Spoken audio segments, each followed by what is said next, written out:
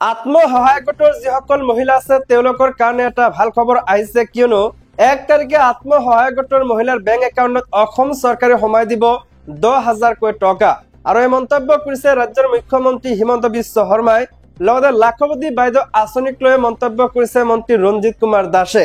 লাখপতি বাইদেউ আঁচনিৰ জৰিয়তে 32 লাখ আত্মসহায়ক গোটৰ মহিলাই লাভ কৰিব 10,000 কোটি টকা। কেইদিনমান পিছতে এই টকা আপোনাৰ বেংক একাউণ্টত সোমাব বুলি ঘোষণা কৰিছে ৰাজ্যৰ মন্ত্ৰীগৰাকীয়ে। আপুনি কমেণ্ট কৰি জনাব এই ভিডিঅ'টো কোন জিলাৰ পৰা আপোনালোকে চাই আছে, লগতে আত্মসহায়ক গোটৰ মহিলা আপুনি হয় নে নহয়। লগতে ৰন্ধন কৰ্মী যিসকল আছে নাইবা আশা কৰ্মী আৰু অংগনবাদী কৰ্মী যিসকল আছে তেওঁলোকে এতিয়াৰ পৰা নাপাব অৰুণোদয় আঁচনিৰ টকা। তাৰ পৰিৱৰ্তে অসম চৰকাৰে মধ্যাহ্ন ভোজনৰ ৰান্ধনিৰ লগতে আশা কৰ্মী আৰু অংগনবাদী সকলৰ দৰমহা বৃদ্ধি কৰিব বুলি ঘোষণা কৰিছে ৰাজ্যৰ মুখ্যমন্ত্ৰীগৰাকীয়ে। আন কেইবাটাও গুৰুত্বপূৰ্ণ খবৰ একেলগে এই ভিডিঅ'টোৰ মাধ্যমত জানিব পাৰিব। আপোনালোকে ভিডিঅ'টো চাই থাকিব। আজি হৈছে 19 ডিচেম্বৰ, ৰাতিপুৱাৰ কেইবাটাও গুৰুত্বপূৰ্ণ খবৰ একেলগে এই ভিডিঅ'টোৰ মাধ্যমত জনাম। তো আপোনালোকে ভিডিঅ'টো চোৱাৰ আগতে এটা ৰিকুৱেষ্ট, যদি আপুনি আমাৰ এই চেনেলটো এতিয়াও সাবস্ক্ৰাইব কৰা নাই তেন্তে সাবস্ক্ৰাইব কৰাৰ লগতে ভিডিঅ'টোত এটা লাইক কৰি দি দিব। তো বন্ধুসকল আহক আজিৰ ভিডিঅ'টো আৰম্ভ কৰো। ৰাজ্যৰ প্ৰথমটো ডাঙৰ গুৰুত্বপূৰ্ণ খবৰ হৈছে আত্মসহায়ক গোটৰ মহিলাৰ বেংক একাউণ্টত সোমাব 10,000 কোটি টকা। 1 তাৰিখে সোমাব আত্মসহায়ক গোটৰ মহিলাৰ বেংক একাউণ্টত এই টকা। আৰু এই ঘোষণা কৰিছে ৰাজ্যৰ মুখ্যমন্ত্ৰী হিমন্ত বিশ্ব শৰ্মাই। 1 তাৰিখ অৰ্থাৎ 1 ফেব্ৰুৱাৰী তাৰিখে আপোনালোকৰ বেংক একাউণ্টত অসম চৰকাৰে আত্মসহায়ক গোটৰ 10,000 কোটি টকা আপোনাৰ বেংক একাউণ্টত সোমাই দিব। উল্লেখযোগ্য যে 1 ফেব্ৰুৱাৰী তাৰিখে ৰাজ্যৰ মুখ্যমন্ত্ৰী হিমন্ত বিশ্ব শৰ্মাৰ জন্মদিন। আৰু এই জন্মদিনতে উপহাৰ হিচাপে আপোনালোকৰ বেংক একাউণ্টত অসম চৰকাৰে এই 10,000 টকা সোমাই দিব। আৰু এই মন্তব্য কৰিছে ৰাজ্যৰ মুখ্যমন্ত্ৰী হিমন্ত বিশ্ব শৰ্মা। লাখপতি বাইদেউ আঁচনিক লৈ ডাঙৰ মন্তব্য কৰিছে মন্ত্ৰী ৰঞ্জিত কুমাৰ দাসে। প্ৰস্তুত কৰা হৈছে লাখপতি বাইদেউৰ তালিকা। বৰ্তমানলৈকে বাছি উলিওৱা হৈছে 32,29,290 গৰাকী লাখপতি বাইদেউক। দুটা পৰ্যায়ৰ ভেৰিফিকেশ্যনৰ পিছত বাছি উলিওৱা হৈছে লাখপতি মহিলা। 30 লাখ মহিলাৰ একাউণ্টত শীঘ্ৰে সোমাব 10,000 কোটি টকা। এই ধনৰাশি উপাৰ্জনমুখী কামত ব্যৱহাৰ কৰাৰ পৰামৰ্শ। এতিয়াও চলি আছে ভেৰিফিকেশ্যন। শীঘ্ৰে বেংক একাউণ্টত ধন প্ৰদানৰ দিনো ঘোষণা কৰা হ'ব। স্বনিৰ্ভৰশীল মহিলাসকলৰ উৎপাদিত সামগ্ৰীৰ বজাৰ প্ৰদানৰো চিন্তা চৰ্চা। স্বনিৰ্ভৰশীল মহিলাসকলৰ উৎপাদিত সামগ্ৰীৰ বজাৰ প্ৰদানৰো চিন্তা চৰ্চা। সংবাদমেলত ঘোষণা কৰিছে মন্ত্ৰী ৰঞ্জিত কুমাৰ দাস। পৰৱৰ্তী গুৰুত্বপূৰ্ণ খবৰটো হৈছে দুটা পৰ্যায়ত হ'ব পাৰে পঞ্চায়ত নিৰ্বাচন। আৰু এই গুৰুত্বপূৰ্ণ মন্তব্য কৰিছে মন্ত্ৰী ৰঞ্জিত কুমাৰ দাসে। ৰাজ্যত অনুষ্ঠিত হ'বলগীয়া পঞ্চায়ত নিৰ্বাচন সন্দৰ্ভত মঙলবাৰে কেইবাটাও মন্তব্য কৰে মন্ত্ৰী ৰঞ্জিত দাসে। তেওঁ জনায় যে এইবেলি দুটা পৰ্যায়ত পঞ্চায়ত নিৰ্বাচন অনুষ্ঠিত কৰিবলৈ নিৰ্বাচন আয়োগক আহ্বান জনায় চৰকাৰে। প্ৰথম পৰ্যায়ত উজনি অসমত নিৰ্বাচন হোৱাৰ পাছতে দ্বিতীয় পৰ্যায়ত নামনি অসমত হ'ব লাগে পঞ্চায়ত নিৰ্বাচন। শংকৰ সংঘৰ অধিৱেশন আৰু সাহিত্য সভাৰ অধিৱেশনক লৈ নিৰ্বাচন আয়োগক এই আবেদন জনায় চৰকাৰে। জানুৱাৰী মাহৰ প্ৰথম সপ্তাহত নিৰ্বাচন অধিসূচনা জাৰি হোৱাৰ ইংগিত দিয়ে মন্ত্ৰীগৰাকীয়ে। উল্লেখযোগ্য যে এইবেলি নিৰ্বাচনত পঞ্চায়তৰ সদস্য আৰু সভাপতিৰ বাবে নাথাকিব কোনো দলীয় চিহ্ন।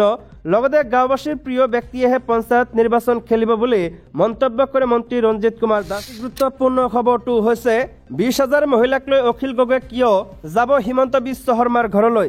সমাগত পঞ্চায়ত নিৰ্বাচন ঠাই বিশেষে শাসক বিৰোধী উভয় ৰাজনৈতিক দলে প্ৰস্তুত কৰিবলৈ ধৰিছে নিৰ্বাচনী ৰণনীতি। তাৰ সমান্তৰালকৈ এইবাৰ নৱগঠিত মাকুম সমষ্টিত ৰাইজৰ দলৰ ভেটি শক্তিশালী কৰিবলৈ মঙলবাৰে মাকুম যুগল কিশোৰ কেশান ভৱনত অনুষ্ঠিত কৰা ৰাইজৰ দলৰ যোগদান কাৰ্যসূচীত উপস্থিত হয় ৰাইজৰ দলৰ সভাপতি তথা শিৱসাগৰ সমষ্টিৰ বিধায়ক অখিল গগৈ। অসম জাতীয় পৰিষদৰ কেইবাগৰাকী সদস্যই যোগদান কৰা কাৰ্যসূচীৰ আৰম্ভণিতে বিধায়ক অখিল গগৈ উপস্থিত মহিলাসকলক উদ্দেশ্যে মাইক্ৰ ফাইনেন্সৰ ঋণ মাফৰ বিষয়টো উত্থাপন কৰি মুখ্যমন্ত্ৰী ডক্টৰ হিমন্ত বিশ্ব শৰ্মাক চোকা ভাষাৰে সমালোচনা কৰে। মহিলাসকলক উদ্দেশ্যে কয় যে আপোনালোকে মুখ্যমন্ত্ৰীৰ গালত চুমা খালে নহ'ব, আমাক ঋণ মাফ কৰি দিবনে নাই মুখ্যমন্ত্ৰীক প্ৰশ্ন কৰিব লাগিব। অহা মাৰ্চ মাহত মই আপোনালোকক অৰ্থাৎ প্ৰায় 20,000 মান মহিলাক হিমন্ত বিশ্ব শৰ্মাৰ ঘৰলৈ লৈ যাম আৰু সুধিম আপুনি এইসকল মহিলাক ঋণ মাফ কৰি দিব বুলি প্ৰতিশ্ৰুতি দিছিল। এই প্ৰতিশ্ৰুতি কেতিয়া পূৰণ কৰিব? অৰুণোদয় নামত বা পেঞ্চনাৰৰ লগতে অংগনৱাড়ী কৰ্মী সহায়িকাসকলে যিকেইটা পইচা পায় সেইকেইটা পইচাৰে পৃথিৱীৰ কোনো মানুহে চলিব নোৱাৰে। মুখ্যমন্ত্ৰীক তীব্ৰ ভাষাৰে সমালোচনা কৰি সভাত উপস্থিত থকা সহস্ৰাধিক মহিলাৰ সন্মুখত অখিল গগৈ এইদৰে উল্লেখ কৰে লগতে আগন্তুক পঞ্চায়ত নিৰ্বাচনৰ বাবে এইবাৰ ৰাইজৰ দলে কঁকালত টংগালি বান্ধিছে বুলি সংবাদ মাধ্যমৰ আগত জানিবলৈ দি ৰাইজৰ দলৰ সভাপতিগৰাকীয়ে কয় যে বিজেপি কংগ্ৰেছ অসম গণ পৰিষদ এআইইউডিএফ আৰু জাতীয় দল সংগঠনৰ কেইবাগৰাকীও বিষয়ববীয়াই ৰাইজৰ দলত যোগদান কৰিবলৈ ইতিমধ্যে যোগাযোগ কৰিছে। গতিকে 2026 চনত ৰাইজৰ দলৰ এক বৃহৎ ৰাজনৈতিক দল হিচাপে বহিঃপ্ৰকাশ ঘটিছে। অতি গুৰুত্বপূৰ্ণ খবৰটো হৈছে বাংলাদেশত হিন্দুৰ ওপৰত অত্যাচাৰ, সংসদত বিৰোধী সাংসদসকলৰ প্ৰতিবাদ। কংগ্ৰেছ সাংসদ প্ৰিয়ংকা গান্ধী ভাদ্ৰাকে ধৰি কেইবাগৰাকীও বিৰোধী সাংসদে বাংলাদেশত হিন্দু আৰু অন্যান্য সংখ্যালঘু লোকৰ ওপৰত সংঘটিত অত্যাচাৰৰ বিৰুদ্ধে তেওঁলোকৰ উদ্বেগ ব্যক্ত কৰিবলৈ সংসদ চৌহদৰ ভিতৰত একত্ৰিত হয়। সাংসদসকলে হাতত ন্যায়ৰ আহ্বান জনোৱা বাৰ্তালিকা, প্লেকাৰ্ড আৰু বেগ লৈ সীমান্তৰ সিপাৰে সংখ্যালঘুসকলৰ ওপৰত হোৱা অত্যাচাৰৰ গৰিহণা দিয়ে। প্ৰতিবাদকাৰীসকলৰ ভিতৰত আছিল কংগ্ৰেছ নেত্ৰী প্ৰিয়ংকা গান্ধী। তেওঁ বাংলাদেশৰ হিন্দু আৰু খ্ৰীষ্টানসকলৰ সৈতে থিয় দিয়ক শ্লোগান লিখা বেগ এটা হাতত লৈ আছিল। সাংসদসকলে আমি ন্যায় বিচাৰো আৰু ভাৰত চৰকাৰ জবাব দিয়ক আদি শ্লোগান দিয়াৰ লগতে বিষয়টোৰ সন্দৰ্ভত ভাৰত চৰকাৰক তাৎক্ষণিক ব্যৱস্থা গ্ৰহণৰ দাবী জনায়। উল্লেখযোগ্য যে প্ৰতিবাদৰ জৰিয়তে সংখ্যালঘু বিষয়ত বিৰোধীৰ দৃষ্টিভংগীৰ এক গুৰুত্বপূৰ্ণ পৰিৱৰ্তন দেখা গৈছে। বিশেষকৈ হিন্দুসকলৰ উৎপীড়নৰ ক্ষেত্ৰত ভয়ংকৰ খবৰটো হৈছে জেহাদী সন্দেহত কোকৰাঝাৰ ধুবুৰীত গ্ৰেপ্তাৰ 9জন। গুৱাহাটীৰ পৰা অহা STF চমুকৈ স্পেচিয়েল টাস্ক ফ'ৰ্চৰ এটা দলে মঙলবাৰে নিশা আৰু বুধবাৰে ধুবুৰী আৰু কোকৰাঝাৰ জিলাৰ বিভিন্ন প্ৰান্তত অভিযান চলাই জেহাদী সন্দেহত 9জন লোকক গ্ৰেপ্তাৰ কৰে। ধৃত লোককেইজন ক্ৰমে কোকৰাঝাৰ নুৰ ইছলাম, মুজিবুৰ ৰহমান, হামিদুল ইছলাম, আব্দুল কৰিম, হাকিম আলী মণ্ডল, মজনু শ্বেখ, হাবিজুৰ আলী আৰু ধুবুৰীৰ আমিনুল হক বুলি চিনাক্ত কৰা হৈছে। জানিব পৰা মতে STFৰ দলে মঙলবাৰে নিশাৰে পৰা এই অভিযান চলায়। বিশেষ সূত্ৰৰ পৰা লাভ কৰা খবৰ অনুসৰি গুৱাহাটীৰ পৰা অহা STFৰ দলটো প্ৰথমে কোকৰাঝাৰত উপস্থিত হয়। কোকৰাঝাৰ জিলাৰ জয়পুৰ আৰু খাচীপাৰা, বাদিয়াপাৰাত দলটোৱে অভিযান চলাই জেহাদীৰ সন্দেহত 8জনক গ্ৰেপ্তাৰ কৰে। কোকৰাঝাৰত অভিযান চলোৱা সময়ত STFৰ দলটোৱে ধুবুৰীৰ লগতে ইয়াৰ সংযোগ থকাৰ তথ্য লাভ কৰে। তেওঁলোকে লগে লগে কোকৰাঝাৰৰ পৰা আহি ধুবুৰীত উপস্থিত হয় আৰু অভিযান আৰম্ভ কৰে। STFৰ দলটোৱে ধুবুৰীৰ পৰা ইনামুল হক নামৰ লোকজন জেহাদীৰ লগত জড়িত থকাৰ সন্দেহত গ্ৰেপ্তাৰ। আন এটা ডাঙৰ গুৰুত্বপূৰ্ণ খবৰ হৈছে মন্ত্ৰীৰ মুখত তলা। মুখ বন্ধ ৰাখিবলৈ মন্ত্ৰীক কঠোৰ নিৰ্দেশ মুখ্যমন্ত্ৰী হিমন্ত বিশ্ব শৰ্মাৰ। মিডিয়াত কোনো ধৰণৰ ৰাজনৈতিক মন্তব্য নিদিব, ৰাজনৈতিক সাক্ষাৎকাৰ নিদিব আৰু ৰাজনৈতিক ইছ্যুত প্ৰতিক্ৰিয়া মন্তব্য প্ৰকাশৰ পৰা বিৰত থাকক। মুখ্যমন্ত্ৰী হিমন্ত বিশ্ব শৰ্মাই মন্ত্ৰীসভাৰ সকলো মন্ত্ৰীলৈ দিছে এই কঠোৰ নিৰ্দেশনা। মন্ত্ৰীসভাৰ সকলো মন্ত্ৰী পুতলা নাচৰ পুতলা মন্ত্ৰী বুলি বিৰোধীয়ে কটাক্ষ কৰাৰ সময়তে এইবাৰ মন্ত্ৰীসকলক মুখত তলা লগাবলৈ নিৰ্দেশ দিলে মুখ্যমন্ত্ৰীগৰাকীয়ে। এক কথাত একাংশ মন্ত্ৰীৰ ৰাজহুৱা ভাষ্যত অস্বস্তিত পৰিছে, বিৰক্ত হৈছে মুখ্যমন্ত্ৰী হিমন্ত বিশ্ব শৰ্মা। ৰাজহুৱা হৈছে মুখ্যমন্ত্ৰী হিমন্ত বিশ্ব শৰ্মাই মন্ত্ৰীসকলক মুখ বন্ধ ৰাখিবলৈ দিয়া এখন পত্ৰ।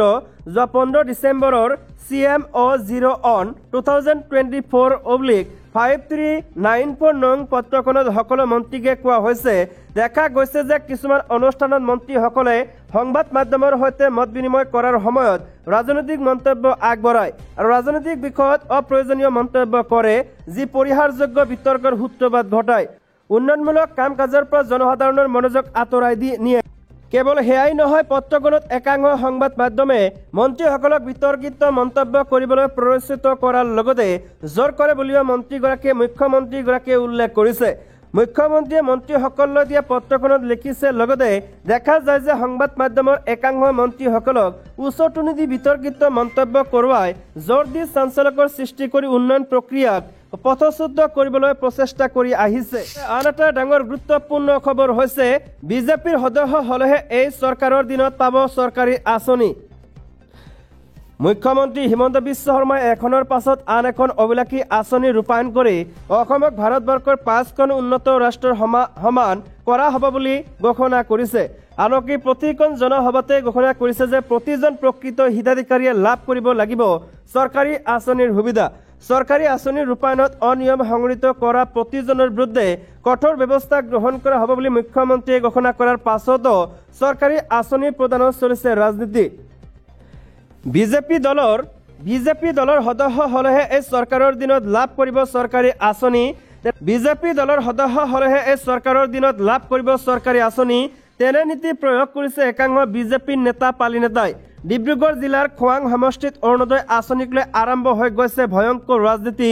অৰুণোদয় আঁচনিৰ বাবে হিতাধিকাৰীসকলক চৰকাৰে আবেদন কৰিবলৈ আহ্বান জনোৱাৰ সময়তে খোৱাং সমষ্টিৰ অন্তৰ্গত খোৱাং কাৱৈমাৰীৰ কৈবৰ্ত গাঁৱত বিজেপিৰ এজন বুথ সভাপতিয়ে এনে নিকৃষ্ট ৰাজনীতি কৰাৰ কথা ৰাজহুৱা হৈছে। এটা অডিঅ' কল ৰেকৰ্ডিঙে উদঙাইছে এই কুটিল ৰাজনীতিৰ প্ৰকৃত সত্যতা। হিতাধিকাৰীক আঁচনি প্ৰদানৰ নামত ৰাজনীতি কৰাৰ অভিযোগ উঠিছে খোৱাং কাৱৈমাৰীৰ বিজেপিৰ বুথ কমিটিৰ সভাপতি ফুকন দাসৰ বিৰুদ্ধে। কল ৰেকৰ্ডিঙত বিজেপিৰ বুথ কমিটিৰ সভাপতিজনে স্পষ্টকৈ কৈছে যে যদি আঁচনি লাগে বিজেপি জইন কৰা, প্ৰথমে বিজেপি কৰ্মীসকলেহে এই আঁচনি দিয়া হ'ব। বুথ সভাপতিজনৰ এই মন্তব্যৰ পিছতে জাঙুৰ খাই উঠিছে কাৱৈমাৰী গাঁৱৰ ৰাইজে।